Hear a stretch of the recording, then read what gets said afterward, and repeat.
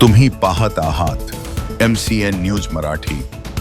4 वर्षांपासून प्रलंबित असलेल्या बेपत्ता प्रकरणाचा छडा लावत मेहकर पोलिसांनी अखेर धोकादायक खुनाचा उलगडा केला आहे। अत्यंत सूक्ष्म तपास, गुप्त माहिती व आरोपींच्या कबुली जबाबाच्या आधारे पोलिसांनी 2 आरोपींना अटक करून या प्रकरणाला पूर्णविराम दिला आहे।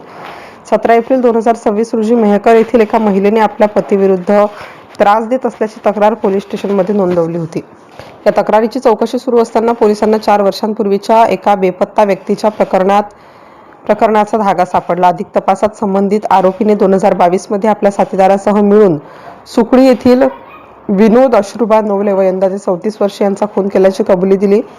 आरोपींनी मृत विनोद नवले यांना मेहकर मुळा रोडवरील एका हॉटेलमध्ये बोलावून घेतलं। तिथे दोघांनी मिळून धारदार शस्त्राने वार करून त्यांचा खून केला। खून केल्यानंतर पुरावा नष्ट करण्याच्या उद्देशाने मृतदेह हॉटेलच्या मागील शेतात खड्डा खोदून पुरण्यात आला। यानंतर त्या ठिकाणी सिमेंट कॉन्क्रीट टाकून पुरावे लपवण्याचा प्रयत्न करण्यात आला होता। पोलिसांनी आरोपीच्या कबुली जबाबावरून घटनास्थळी जाऊन जेसीबीच्या सहाय्याने उत्खनन केले असता मानवी सांगाडा आढळून आला। फॉरेन्सिक पथकाच्या मदतीने घटनास्थळावरील नमुने संकलित करण्यात आले।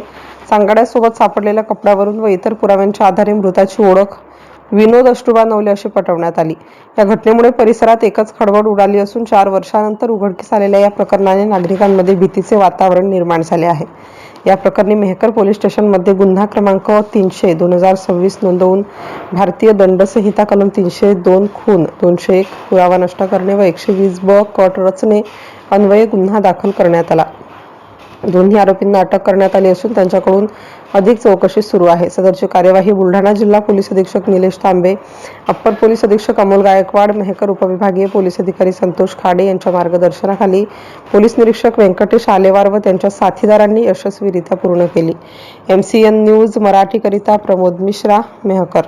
मला काल गोपनीय माहितीद्वारे अशी माहिती समजली की जामगाव रोड मेहकर या ठिकाणी एक माणूस काही वर्षांपूर्वी उरलेला आहे।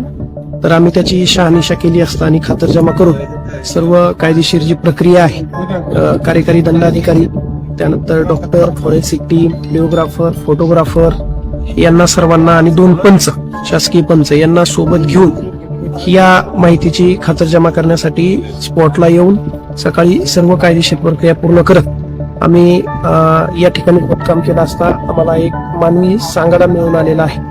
आम्ही त्याच्या अनुषंगाने पुढील कारवाई करत आहोत, पुढील तपास करत आहोत आणि तपास पूर्ण झाल्यानंतर आपल्याला सविस्तर माहिती देण्यात येईल।